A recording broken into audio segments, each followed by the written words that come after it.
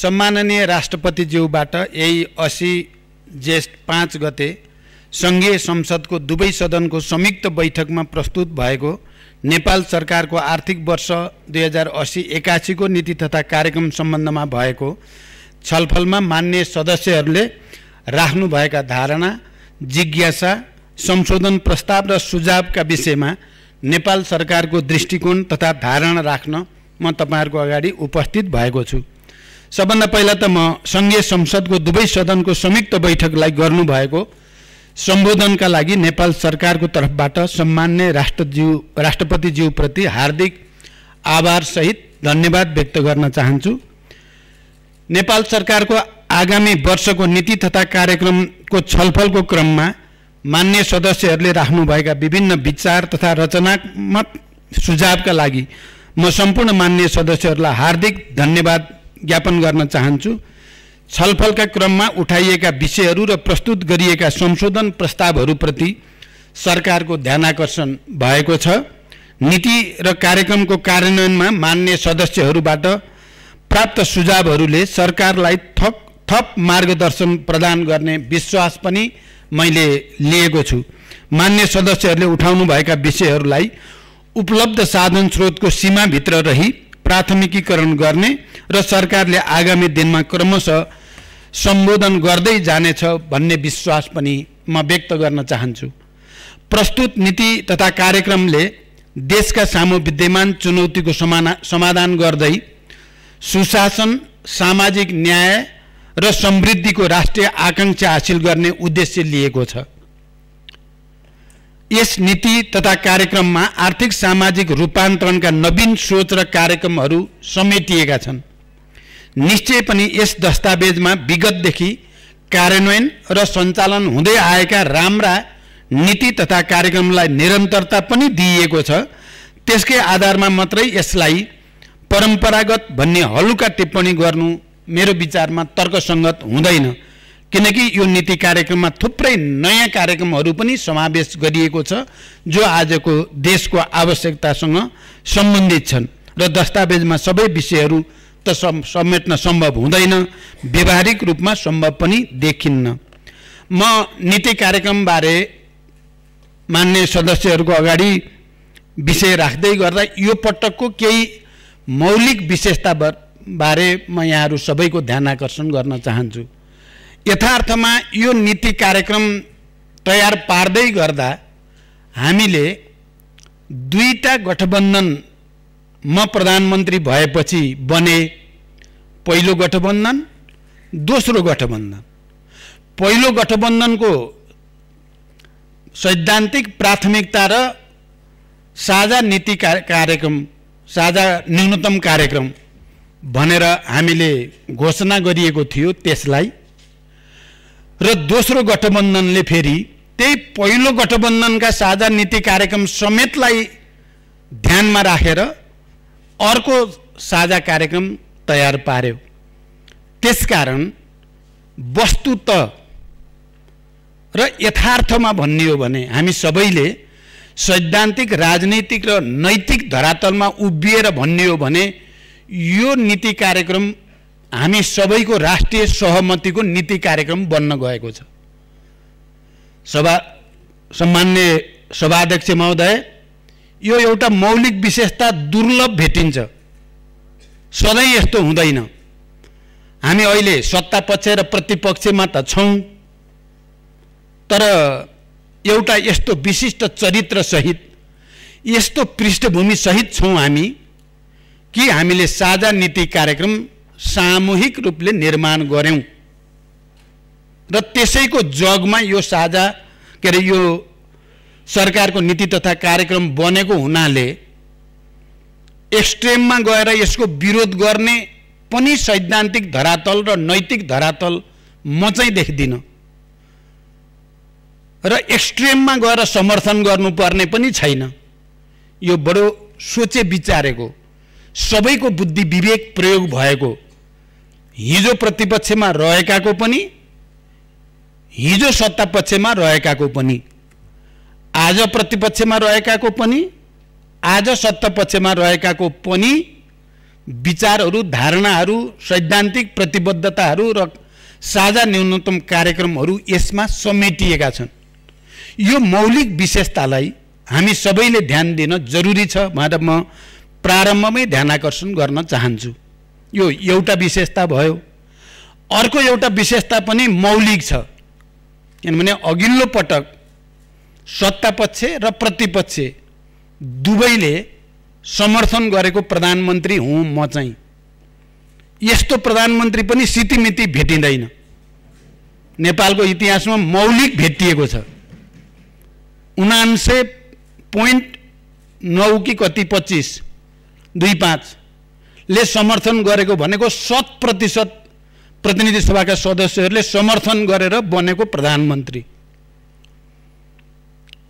हिजो सत्तापक्ष प्रतिपक्ष दुईटै र अहिले त्यही कार्यक्रमलाई निरन्तरता दिने उही मान्छे प्रधानमन्त्री। म के सम्झिन्छु भने मैले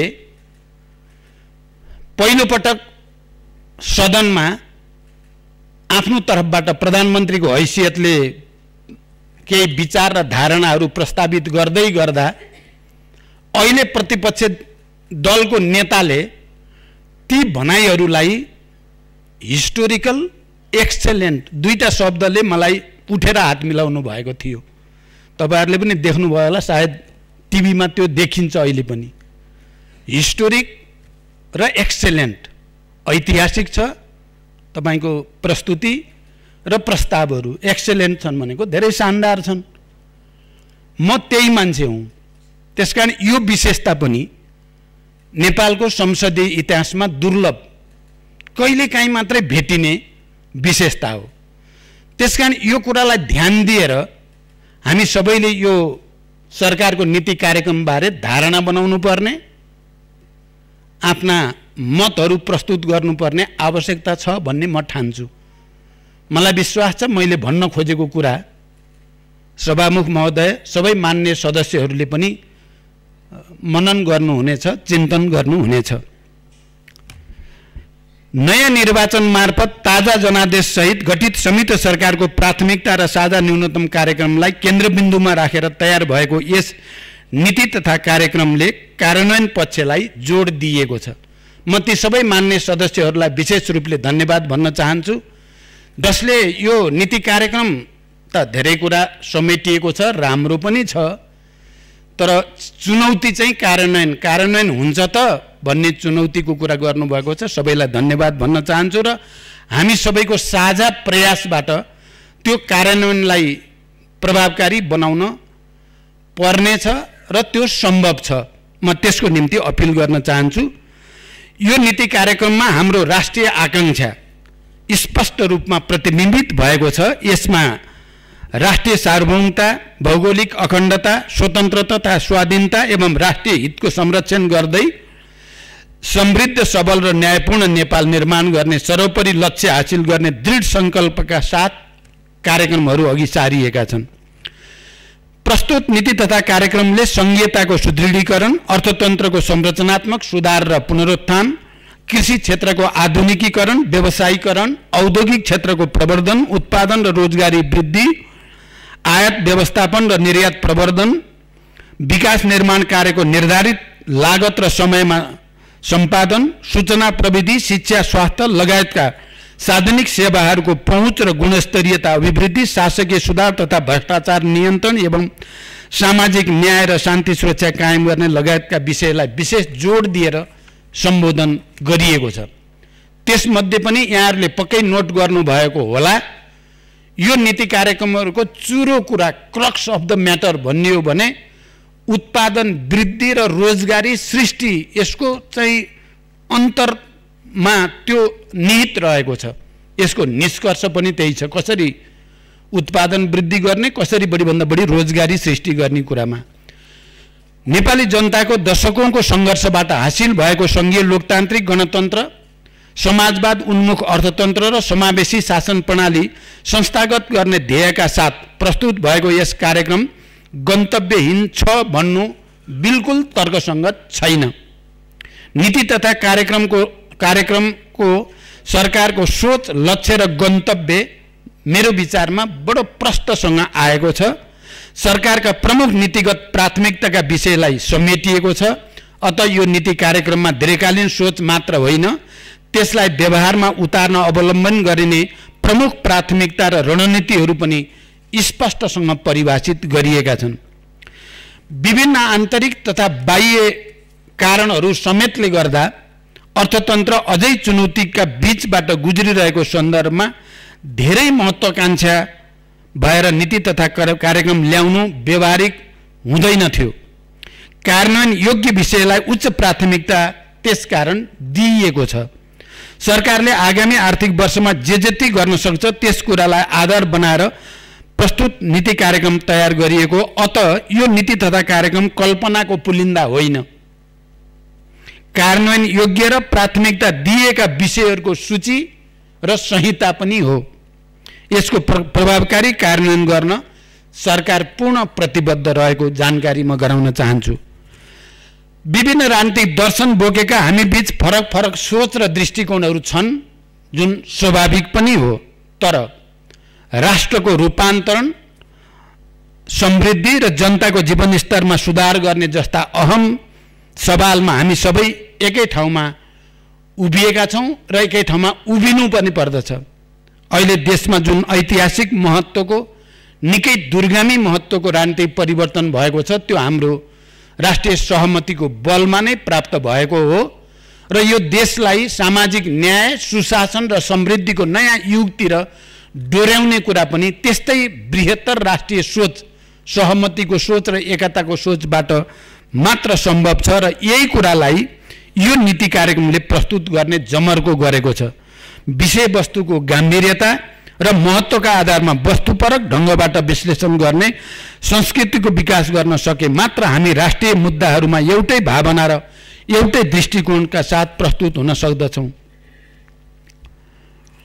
यसमा उल्लेखित विषय सम्बन्धित मन्त्रालयको वार्षिक कार्यक्रममा समावेश गरी नतिजा सहितको कार्ययोजना तयार गरी कार्यान्वयन गरिने बेहोरा सम्मान्य अध्यक्षज्यू मार्फत मान्य सदस्यहरूलाई जानकारी गराउन चाहन्छु। नीति तथा कार्यक्रमले प्रमुख विषयलाई सम्बोधन गर्ने र अन्य विस्तृत कार्यक्रमहरू बजेट मार्फत सम्बोधन हुने हाम्रो विगतदेखिको अभ्यासको आधारमा प्रस्तुत नीति कार्यक्रम पेश गरिएको कुरा पनि म स्पष्ट गर्न चाहन्छु।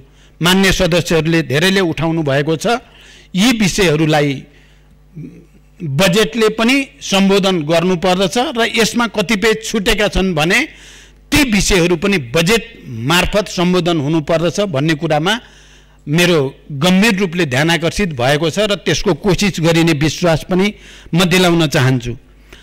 सङ्घीय लोकतान्त्रिक गणतन्त्रात्मक शासन व्यवस्थाको सुदृढीकरण गर्दै आम नेपाली जनताको जीवनस्तरलाई माथि उकास्न सघाउ पुर्याउने गरी आगामी आर्थिक वर्षको नीति कार्यक्रमहरू प्रस्तावित गरिएका हुन्। प्रस्तुत नीति कार्यक्रममा सङ्घ, प्रदेश र स्थानीय तहको अन्तर्सम्बन्धलाई परिपूरक र सुदृढ बनाउँदै सङ्घीयता कार्यान्वयन मार्फत लोकतन्त्रको सुदृढीकरण, समावेशीकरण, सामाजिक सुरक्षा र लोक कल्याणकारी कार्यलाई स्थानीय स्तरसम्म पुर्याई राज्य संयन्त्रहरूमा सबै नागरिकहरूको समान र सहज पहुँच पुर्याउने नीति लिइएको छ। आगामी दिनमा तीन तहमा रहेको कामको दोहोरोपन र अधिकारको प्रयोगमा रहेको दुविधालाई सम्बोधन गर्न आवश्यक नीतिगत र कानुनी सुधार गर्ने विषयमा जोड दिइएको छ। यस सम्बन्धमा संविधान तथा कानुनमा भएका तर निष्क्रिय प्राय अवस्थामा रहेका विभिन्न संयन्त्रहरूलाई क्रियाशील तुल्याइने व्यवस्था नीतिमा उल्लेख गरिएको छ। वित्तीय संहितालाई प्रभावकारी बनाउँदै वित्तीय हस्तान्तरणलाई कार्य सम्पादनसँग आबद्ध गर्ने विषय पनि कार्यक्रममा समेटिएको छ। कोभिड-19 महामारीको प्रभावबाट क्रमशः मुक्त हुँदै गएको देशको अर्थतन्त्र र सामाजिक क्रियाकलाप पनि क्रमशः सामान्य हुँदै गएको अवस्थामा रुस युक्रेन बीचको युद्ध र त्यसबाट सृजित प्रतिकूलताले अर्थतन्त्रलाई सन्तुलनमा राख्न पुनः केही जटिलता निम्त्याएको कुरा हामी सबैलाई जानकारीमा नै छ। इन्धन, खाद्यान्न लगायतका वस्तुको अन्तर्राष्ट्रिय स्तरमै भएको अप्रत्याशित मूल्य वृद्धि र आपूर्ति श्रृङ्खलामा उत्पन्न असहजता यसका ज्वलन्त उदाहरणहरू हुन्। अहिले विश्व अर्थतन्त्र नै मन्दीतिर अगाडि बढिरहेको सन्दर्भ पनि यस क्रममा विचारणीय छ। अर्थतन्त्रका विभिन्न चुनौतीहरूलाई सम्बोधन गर्न आर्थिक पुनरुत्थान र पुनः सबलीकरणका कार्यक्रमलाई प्राथमिकताका साथ अगाडि बढाइएको छ। अर्थतन्त्रको पुनः संरचनालाई उच्च प्राथमिकतामा राख्दै विशेष गरेर कृषि, उद्योग तथा सेवा क्षेत्रलाई सन्तुलित तवरले अगाडि बढाउने कुरालाई जोड दिएको छ र उत्पादन र उत्पादकत्व अभिवृद्धि तथा रोजगारी सृजना गरी स्वावलम्बी अर्थतन्त्र निर्माण गर्ने सोच यस कार्यक्रमको चुरो कुरा रहेको छ। यस कार्यक्रमको आत्मा भन्न सकिन्छ। प्रस्तुत नीति तथा कार्यक्रमले वित्तीय, मौद्रिक तथा अन्य क्षेत्रगत नीति तथा कार्यक्रमहरूको सामञ्जस्यपूर्ण तरिकाले कार्यान्वयन गरी समष्टिगत आर्थिक स्थायित्व कायम गर्न जोड दिइएको छ। नीति तथा कार्यक्रमको कार्यान्वयनमा मानव विकास सूचकाङ्कमा पछि परेका कर्णाली प्रदेश, सुदूरपश्चिम प्रदेश र मध्य प्रदेशलाई विशेष प्राथमिकतामा राखी तदनुरूप स्रोत साधनलाई परिचालन गर्ने कुरालाई महत्त्वको साथ उल्लेख गरिएको छ। मान्य सदस्यहरूले मधेसलाई अलि विभेद गरिएको हो कि भनेको कुरा नीति कार्यक्रमका सन्दर्भमा सत्य होइन। सुदूरपश्चिम, कर्णाली र मधेस तीनटा प्रदेशलाई विशेष प्रदेशको रूपमा राखेर अब बजेट निर्माण गर्दा, साधन स्रोतको वितरण गर्दा त्यसैको आधारमा गरिने विश्वास म दिलाउन चाहन्छु। राष्ट्रिय आयको वितरणलाई समन्वयिक बनाउने कुरालाई जोड दिइएको छ। यसमा दिगो विकासका लक्ष्यहरूको मूल मर्म कोही पनि पछि नछुटुनलाई पूर्ण रूपमा आत्मसात गरिएको छ। दीर्घकालीन महत्त्वका नीति कार्यक्रम र ठुला बहुवर्षीय आयोजनाहरू एउटा सरकारको कार्यकालमा सुरु भए तापनि सरकारको निरन्तरताको सिद्धान्त अनुसार अर्को सरकारले त्यसको स्वामित्व लिएर अगाडि बढाउनु पर्ने हुन्छ नै। यस्ता विषयमा राजनीतिक आग्रह या पूर्वाग्रह राखेर हटाउने वा कटौती गर्ने भन्ने प्रश्न उठ्नै सक्दैन। राष्ट्रको स्रोत खर्चेर कार्यान्वयन गरिने विकास आयोजनाहरूलाई कुनै राजनीतिक दल वा व्यक्ति विशेषसँग मात्र आबद्ध गरेर हेर्न मिल्दैन पनि। ती राष्ट्रका आयोजना र कार्यक्रम हुन्। त्यसैले विगतदेखि सञ्चालित राष्ट्रपति वा प्रधानमन्त्रीका नामसँग जोडिएका कृषि, शिक्षा, स्वास्थ्य, महिला तथा रोजगार क्षेत्रका कार्यक्रमलाई निरन्तरता दिइएको र तिनलाई अझ केन्द्रित र परिणाममुखी र प्रभावकारी बनाउने संरचनाको खोजी भइरहेको कुरा पनि म जानकारी गराउन चाहन्छु। प्रस्तुत नीति तथा कार्यक्रमले मूलतः राष्ट्रिय महत्त्वका तथा देशलाई दीर्घकालीन रूपमा प्रभावित गर्ने विषयहरूलाई प्राथमिकताका साथ समेट्ने प्रयास गरेको छ। विगतदेखि सञ्चालनमा रहेका बहुवर्षीय र राष्ट्रिय प्राथमिकताका आयोजनाहरूलाई दीर्घकालीन रूपमा लाभान्वित तुल्याउने सबै आयोजना तथा कार्यक्रमलाई आगामी वर्षमा पनि निरन्तरता दिइनेछ। कृषि उत्पादनमा आत्मनिर्भरता हासिल गर्ने लक्ष्यका साथ नेपालमै उत्पादन हुन सक्ने कृषि उपजको उत्पादन तथा उत्पादकत्व वृद्धि र बजारीकरणलाई विशेष जोड दिइएको छ। कृषकहरूलाई समयमै रासायनिक मल र उन्नत बिउ बिजन उपलब्ध गराउने तथा वर्षैभरि कृषियोग्य जमिनमा सिँचाइ सुविधा विस्तार गर्ने कुरालाई नीतिले समेटेको छ। साथै स्थानीय तहमा जैविक मल कारखाना स्थापना गर्न प्रोत्साहित गरिने कुरालाई पनि नीतिले अघि सारेको छ। राष्ट्रिय गौरवका र रूपान्तरणकारी आयोजनाको कार्यान्वयनलाई प्राथमिकता दिने कुरा उल्लेख छ। वन क्षेत्रको दिगो व्यवस्थापन गर्दै देशलाई काठमा आत्मनिर्भर बनाउने कुरालाई महत्त्वका साथ उल्लेख गरिएको छ। नीतिमा जल, जङ्गल, जमिन तीनवटैको उचित व्यवस्थापन र सदुपयोग गर्ने कुरालाई जोड दिएको छ। कृषि र वनको संयुक्त कार्यक्रम कार्यान्वयन गर्ने कुरालाई नीतिले राम्रोसँग समेटेको छ। बाँझो जग्गाको उपयोग गर्ने र नदी उकास क्षेत्रमा कृषि उत्पादन प्रवर्धन गर्ने कार्यक्रमलाई नीतिमा विशेष रूपले समेटिएको छ। यसै गरी कृषि उत्पादन वृद्धि गर्न भूमिको चक्लाबन्दीलाई प्रोत्साहित गरिने कुरालाई पनि जोड दिएको छ। यस सन्दर्भमा कतिपय मान्य सदस्यहरूले यो ढलापडा रुख चाहिँ 2 वर्षभित्र त्यसलाई उपयोग गरिने भन्ने कुरालाई चाहिँ प्रश्नको रूपमा उठाउनु भएको मेरो ध्यानाकर्षण भएको छ। वर्षौंदेखि ती ढलापडा रहँदै आएका छन्। करोडौं मात्र होइन, अरबौं र खरबौंको काठ कुएर जाने कुरा त दशकौंदेखि भएको छ। यो अहिले सरकारले यो बनाएर भएको त होइन। पहिलो कुरा, दशकौंदेखि विदेशबाट काठ आयात गर्ने, अरबौंको र खरबौंको काठ आयात गर्ने नेपालको धन हरियो वन नेपालको धन भन्ने प्रचलनलाई गलत साबित गर्दै विदेशबाट काठ आयात गर्ने नीति कहिलेदेखि सुरु भयो नेपालमा, कसको पालादेखि सुरु भयो, म मान्य सदस्यहरूको गम्भीर ध्यानाकर्षण गर्न चाहन्छु। अहिले सरकारलाई यो नीति उल्ट्याउन चाहेको छ सरकारले। अब त्यो कुहेर खेर जाने सबै काठलाई सदुपयोग गर्ने, विदेशबाट काठ आयात गर्ने नीतिलाई प्रतिस्थापन गर्ने र खरबौंको राजस्व त्यहाँबाट सङ्कलन हुन सक्ने र लाखौं रोजगारी सृष्टि हुने कुरालाई जोड दिएर 2 वर्षभित्र भनेको 2 वर्ष पर्खिन पर्छ भनेको होइन। तुरुन्तै गर्न सके त तुरुन्तै गरे हुन्छ, तर त्यसको निम्ति कार्यविधि त बनाउनै पर्ला, त्यसको अनुगमन मेकानिजम त बनाउनै पर्ला। त्यसकारण यो यति राम्रोसँग ल्याइएको कुरालाई पनि कतिपय मान्य सदस्यले शङ्काको नजरले हेर्नु मलाई बडो नमिठो पनि महसुस भएको छ।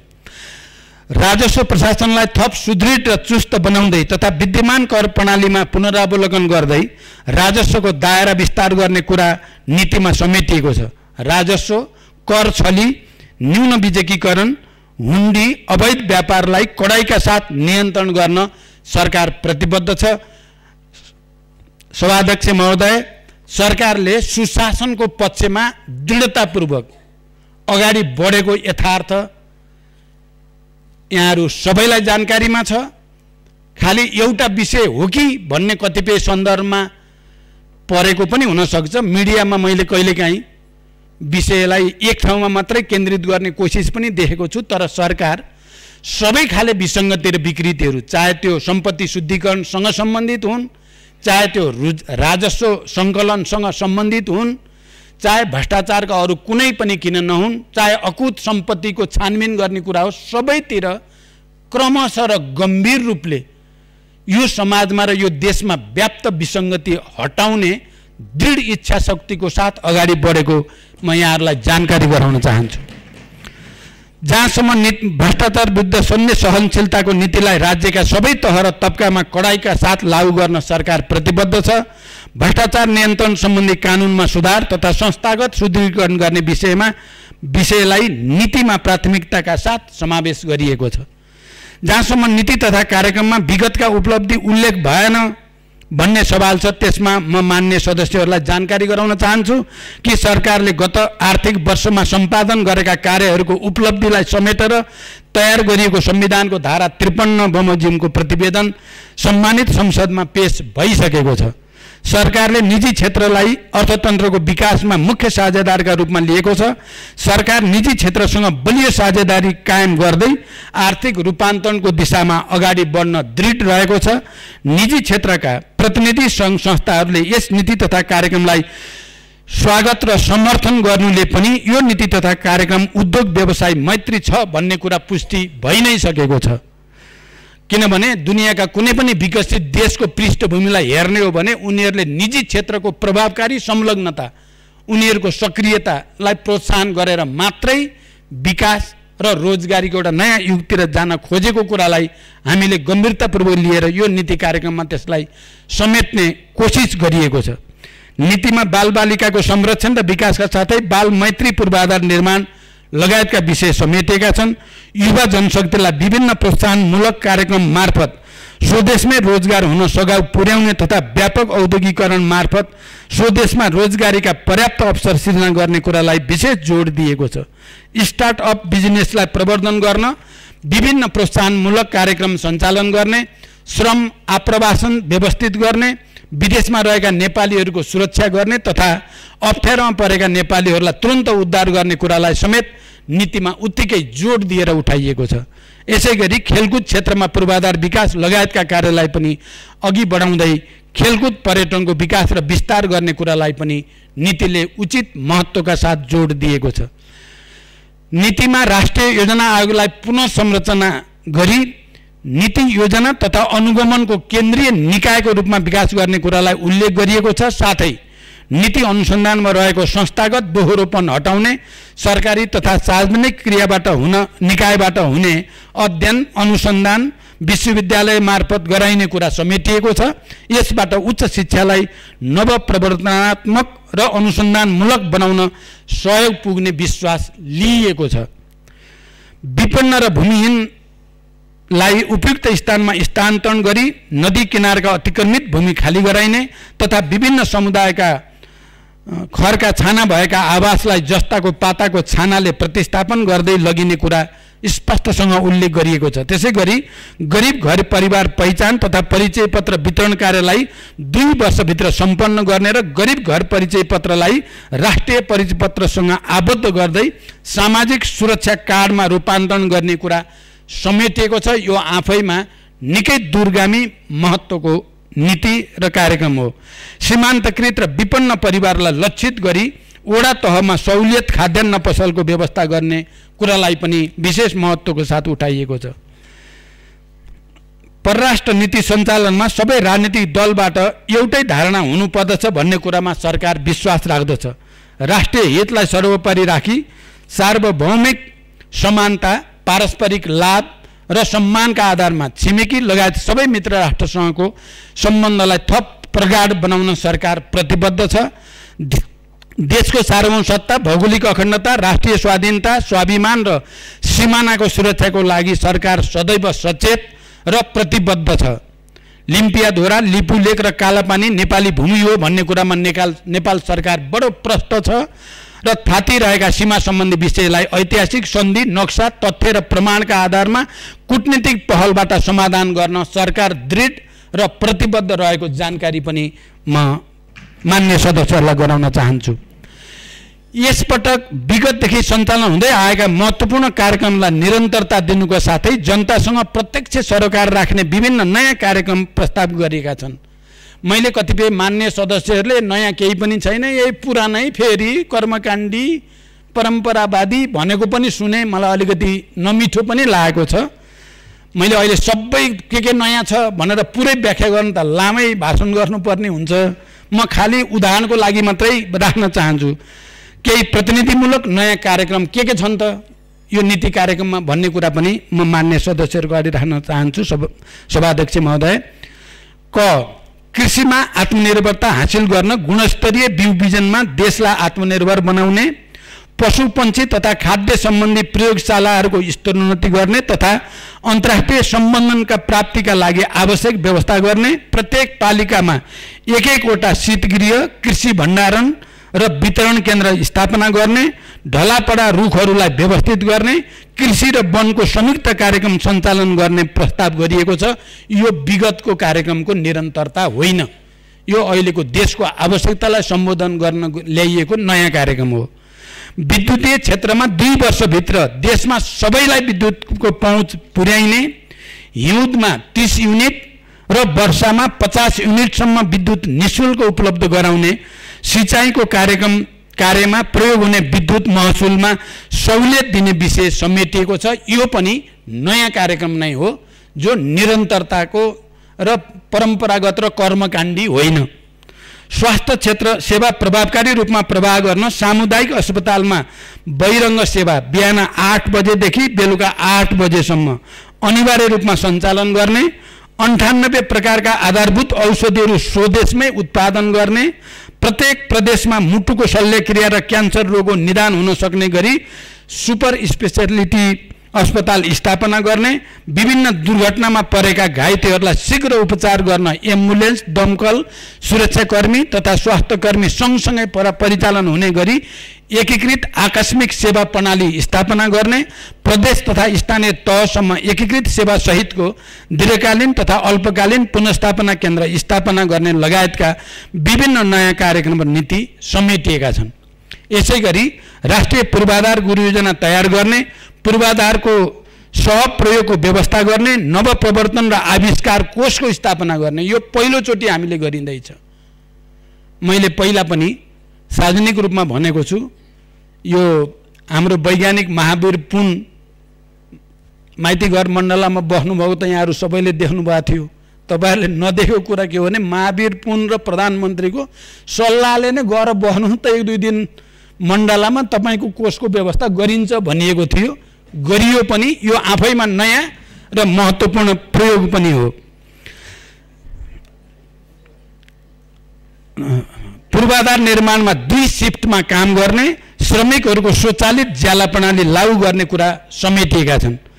शासकीय सुधार गरी सुशासन कायम गर्न, वर्तमान समयमा असान्दर्भिक र कार्यमा दोहोरोपन भएका सरकारी कार्यालय, सार्वजनिक संस्था, विकास समिति तथा कोषहरूलाई एक आपसमा गाड्ने वा जरुरी रहेकालाई खारेज गर्ने, राष्ट्रिय योजना आयोगको पुनः संरचना गर्ने, परियोजना बैंकलाई तिनै तहमा संस्थागत गर्ने, औषधि व्यवस्था विभागलाई औषधि तथा स्वास्थ्य प्रविधि विभागमा रूपान्तरण गर्ने, सबै सार्वजनिक निकायका अनलाइन प्रणाली बीच अन्तर आबद्धता कायम गर्ने तथा उच्च पदस्थ लगायत जो कोहीले गैर कानुनी रूपमा आर्जन गरेको अकुत सम्पत्तिलाई छानबिनको दायरामा ल्याउने लगायतका विषय प्राथमिकताका साथ समेटिएका छन् र यी सबै विषय नयाँ हुन्। त्यही मान्य सदस्यहरू केही नै नयाँ आएन भन्ने कुरा या चाहिँ हिजोका कार्यक्रम पनि हटाइयो भन्ने दुवै कुरा सही होइनन्।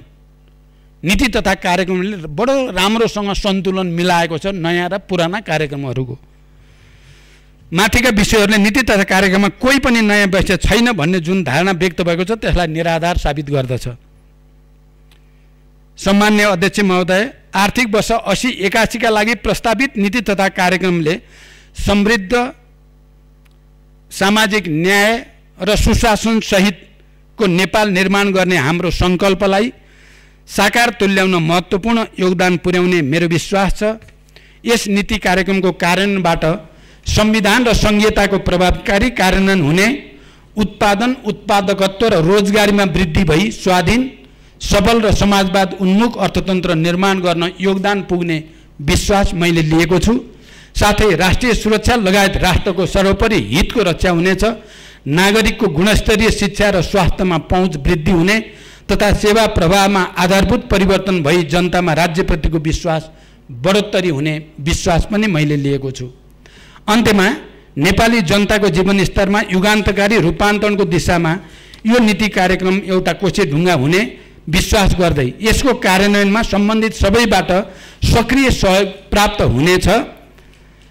म त्यसको निम्ति विशेष अपिल र अनुरोध पनि गर्न चाहन्छु। साथै सरकारले अघि सारेको नीति कार्यक्रमको कार्यान्वयनमा सबै मान्य सदस्यहरूबाट मैले आफ्नो प्रस्तुतिको सुरुमा भने दुईटा कुरा, एउटा नीति योजना र कार्यक्रमको विशिष्टता, यो यहाँ सत्तापक्ष प्रतिपक्ष कोही पनि छैन, राष्ट्रिय सहमतिको दस्तावेज हो यो। हामी सबैले छातीमा हात राखेर एकचोटि म प्रधानमन्त्री हुने बेलादेखि यहाँसम्म आउँदाको यसो विचार गर्नुभयो भने बडो मौलिक चित्र आउँछ।